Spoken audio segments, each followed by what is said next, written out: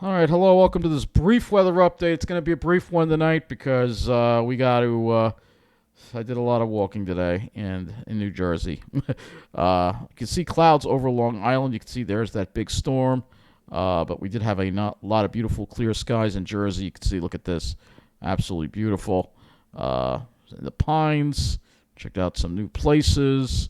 So we did have clear skies, not a cloud in the sky as you see there. Really nice, really beautiful, and really just really beautiful day there. And this is looking east. You could sort of see along the bay here. You could sort of see all the clouds there, but that's pretty much it. So that's pretty much what it looked like there. So let's take a look at the satellite loop, and you can see this storm here still kind of circulating around here. You can see the cirrus from the next system coming up, and you can see again that's the clouds really hung around Suffolk County for.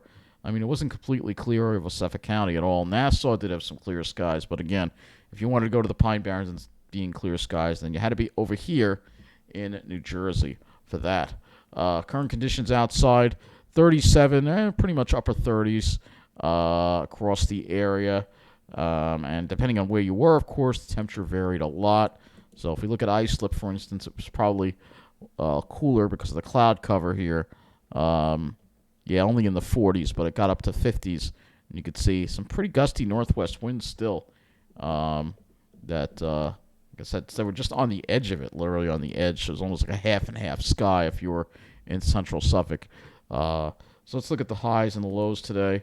Starting off with the highs, and you'll see a big variation because of where the clouds were today. So let's take a look. You'll see over Long Island, eastern Long Island, only upper 30s. Central Suffolk, mid 40s.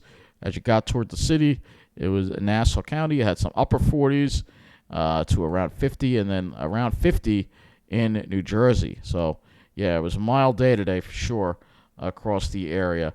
And again, it all depended on the kind of where you were, the kind of conditions you had. You know, if you were further out east, say in West Hampton, where you didn't really get to see the sun at all, it was cooler, and they were only in the upper 30s. So, obviously it does not want to load now, and doesn't want to load.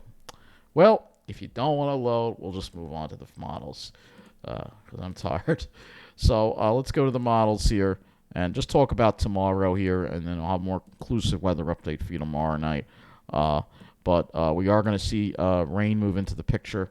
So let's go to the HRRR, 0Z run of the HRRR, and you will see staying dry tonight, but you'll see chances of light rain as we get into the afternoon tomorrow. Won't really amount to too much, but you'll see that those rain chances are going to linger through your evening, so it won't be all that dry. It could be a spotty shower around, just very light stuff. It won't really amount to much. Again, if we looked at the total accumulated precip, you'll see it really will not amount to much at all. But it will make it wet and a little annoying. Sure, HRRR seems to want to have this linger around. It almost looks like it's just dying out as it approaches, and then it gets to Long Island, and all of a sudden it blossoms up a little bit. Probably because of the ocean, I guess. Looking at the dew points, we have that northwest wind. Tomorrow, though, you'll see the winds back off to the southwest. That brings in the moisture, and then temperatures.